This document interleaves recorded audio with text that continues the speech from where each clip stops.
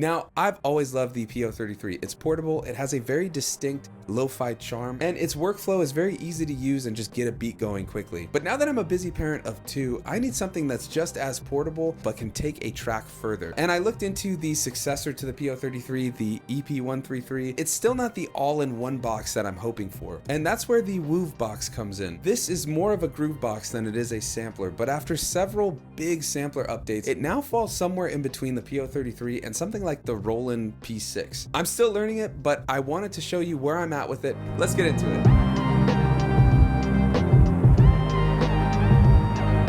We're gonna go into our song mode. We've got 16 tracks. 8 of them are named. 8 of them are just auxiliary channels, but they can all be loaded as whatever sound you want other than the chord one. That has to always be the chords. So with that, we're gonna just get into any of them to start. We could go to kick.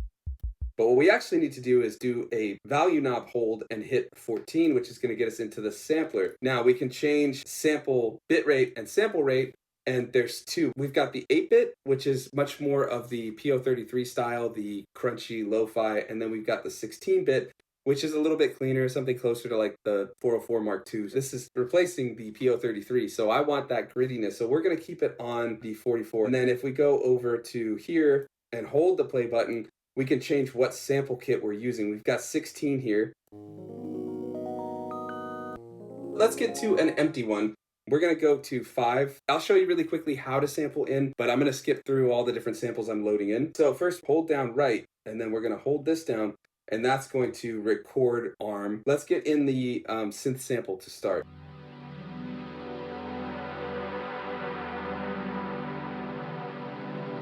All right, so you can already hear the difference between the two samples. I'll play you the one we've got on the Woovebox first. It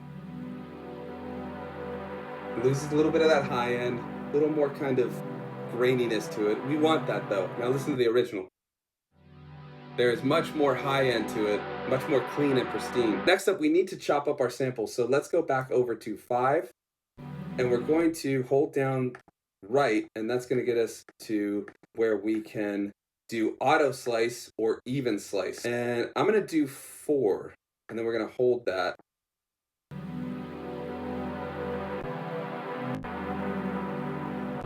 The other thing we'll do is we'll go into another sample bank, and we're going to put some drums on for this one.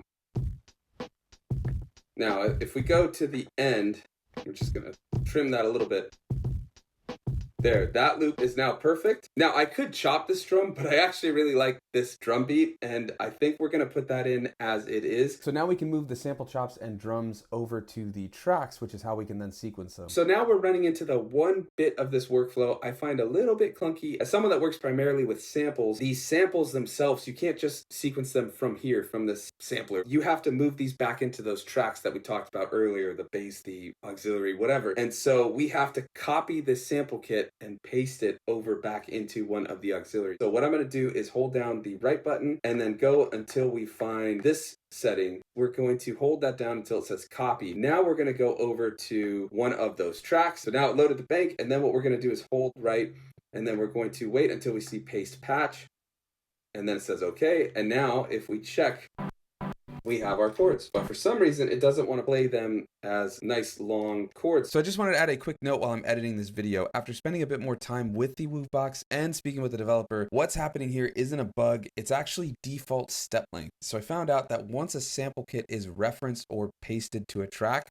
both pad playback and live performance are governed by the sequencer's default step length, even before any steps are programmed. So if, like me, you're coming from a sampler or live instrument workflow background, this is something you'll definitely want to take note of if you check out the Woovebox. As soon as you move samples from the sampler into a track, you'll want to go to the sequencer page and increase that default step length. Sustain alone is not going to change the behavior, and it usually defaults to max. So you'll see me later adjusting decay after checking that sustain was at 127. And while this did work, it's really just compensating for the step length being set very short by default. But once you change that step length, samples will behave as you'd expect. So what we're going to do is turn on sustains all the way up.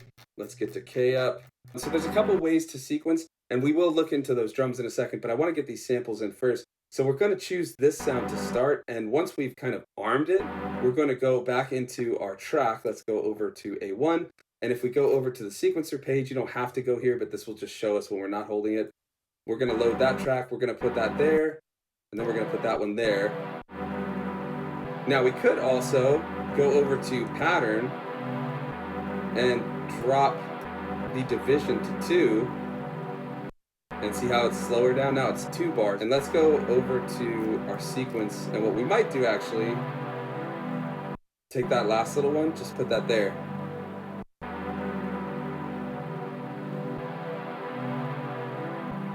Yeah, I like that.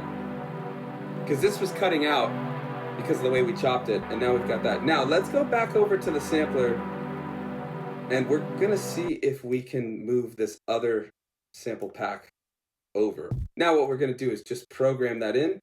There it is. Okay, now we just need to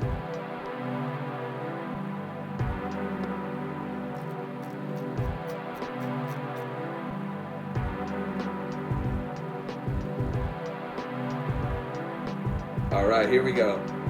Let's go over back to our other sample track over here. This was set to E minor, but if we go over to transpose, we can drop it. So if it's in E minor and we drop it by, let's say 4, if we go to a keyboard, or that'll put it in C minor.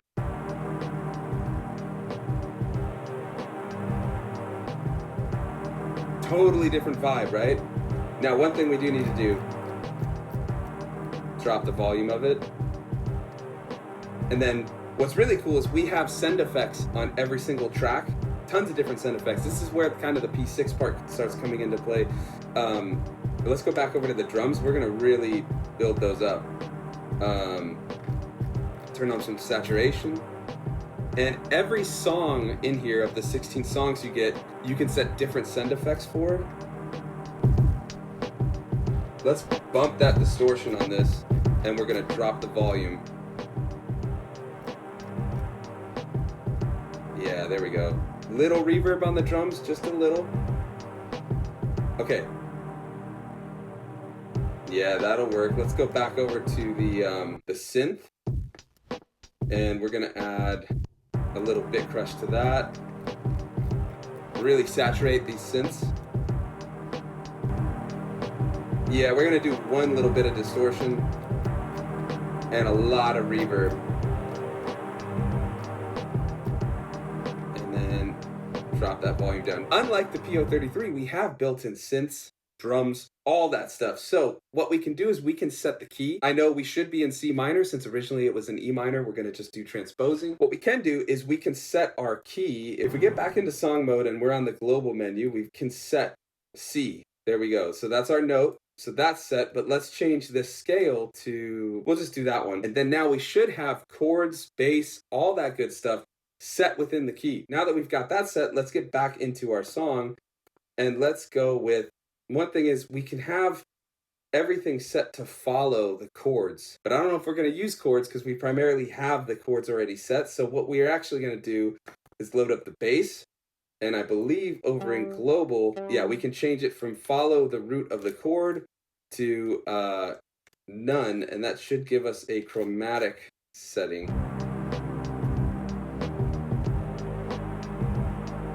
I like that. Okay, so we need to change the beat division though. So we're gonna go here. I think we can get away with 2. Now we're going to live record this or overdub it. So I'm gonna turn it on and hold that right and hit play, and that should give us it.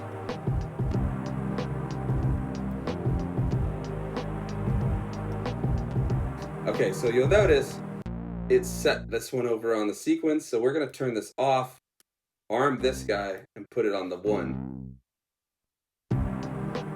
And if we hold this, it'll show us the note, but if we press this, look at this velocity, let's do length.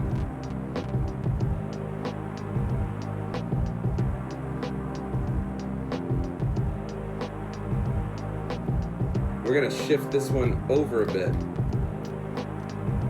Yeah, there's all kind of parameters, all that stuff. Let's go and change the length a little bit.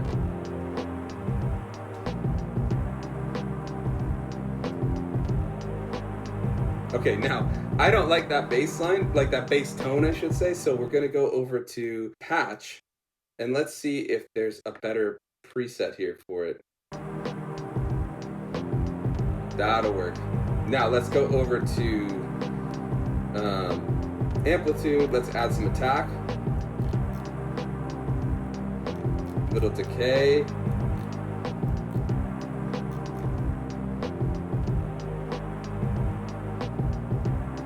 Now we can go over to the filter.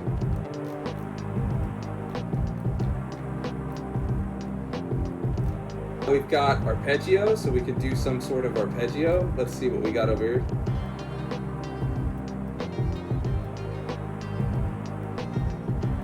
Yeah, let's just live record that in and see what happens.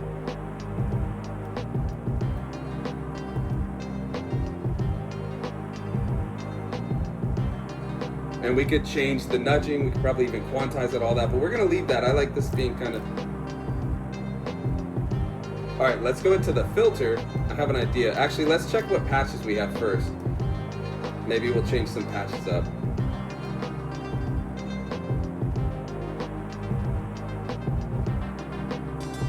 Let's go. I know that sounds terrible, but I just want to test something.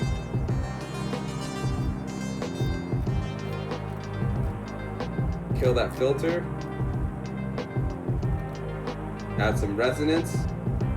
All right. I think that's more of just like a little background sound. Drop that in the back. All right, now let's check out the lead. Over on global, shut that follow off.